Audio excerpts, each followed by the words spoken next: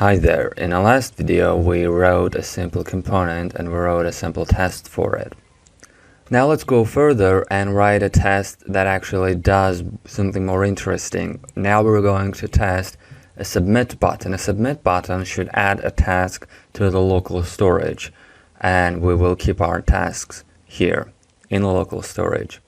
Next we will think about how to render tasks from local storage, how to re-render them when the new task is added, and all of that stuff. But let's start simple. One of the things we didn't do last time is we wrote a task form component, but we didn't include it in our application in app component HTML. So this is how our to-do application looks now. It's just a title. We don't see our task form component that we wrote because it's not in app component HTML. So let's fix that. Now it's here. Second thing we need to do is we need to run our tests. For that we use ng-test, new terminal, run ng-test. Right away there is a problem. App task form is not a problem. Why does this happen? As I mentioned last time, if you're using something in your component and you're testing that component, you're gonna need to declare all the components you're using and import all the modules you're using. So in our case, we need to go to app component spec.ts. We're rendering here our app component. We declared app component, but we didn't declare task form component. That's why it doesn't know what it really is. Now that we declared it, saved it, let's see that error went away. Cannot bind to ng model since it isn't a known property of input. Same thing, we need to import form modules, not imports. Okay, save again. Okay, now we have successful test. And now that we have successful test, we can go ahead. So let's start by writing a new spec, and that will be it. Should add new tasks to the local storage when clicking submit. Let's pass a callback here again. We're going to render our component again. And since we're using await, it's gonna be an async callback. What do we do now? If you remember from the last time, whenever we need to do something with Angular testing library, like click on something or whatever, we need to grab this element and then we can do stuff with it. One of the things I should mention, I started writing this test in app.component.spec.ts, and we need to move this to task form component. So for that, let's open task form component spec.ts and add this spec here. And we're going to render task form component. Let's get component get by test ID, and let's get component click. So what we do is component click, and what are we clicking here? We're clicking component get by test ID submit button. Now our tests are going to fail because there is no element with test ID submit button. Okay, we have a failed test. Let's see what it is. Unable to find an element by data test ID submit button. So let's go here in our task form component HTML. Let's fix this. We're going to say that this does have data test ID submit button.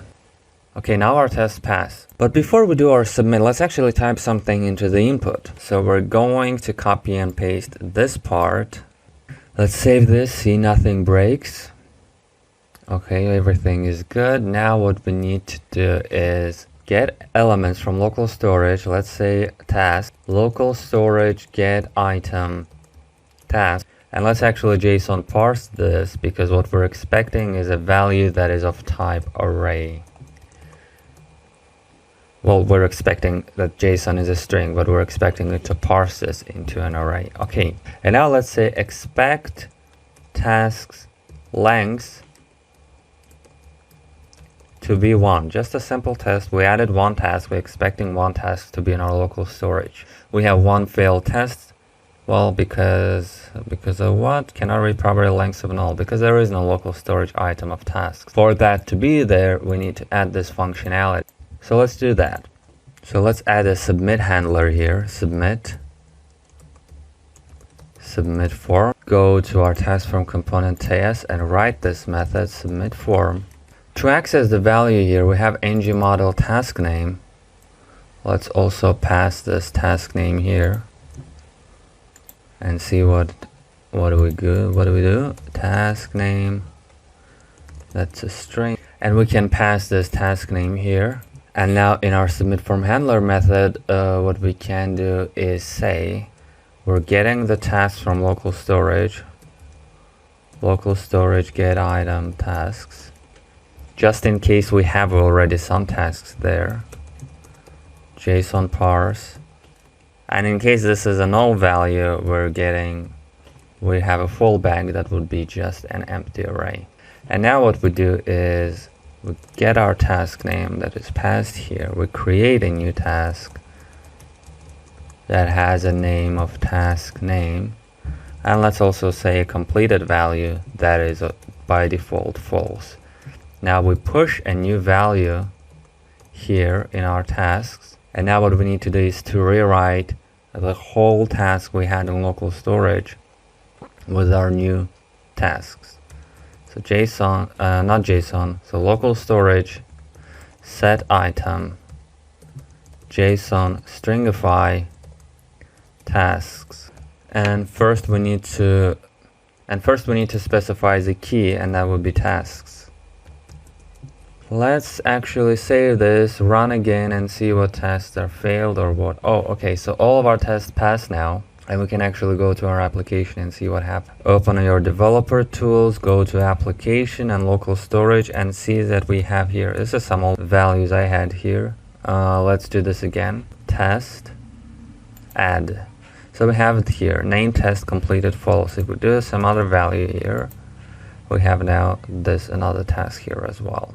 So we wrote a simple test and we did our manual test and see that everything is okay. Still, this is a very fragile test that we check that length to be 1. Okay, but what if the name is incorrect or some other property is incorrect? Let's test that too. So let's expect tasks 0 name to be our task name. Save this, and it is indeed failed. Why though? Let's see. So this is now a very good time to learn about the afterEach hook. Now our each spec, it should have started with a clean state, and it doesn't. Let's change something here. Let's say plus. Save this again.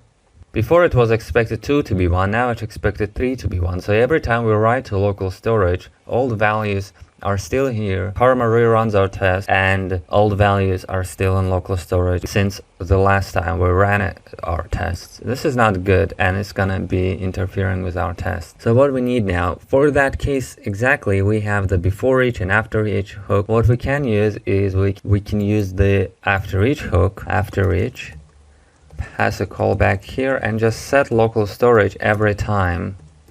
Set item. Now remove item, tasks, and save our tests again. Now we don't have that failure that expected 2 to be 1. We have this failure, task number 1 to be task number 1 with the exclamation point that we added. If we remove this one, because we don't need exclamation point, we see that all of our tests pass. So this is it for now. There are a few things left to test in our application, like rendering our test, resetting the input after user clicks submit, and all of that stuff, and I'll see you next time.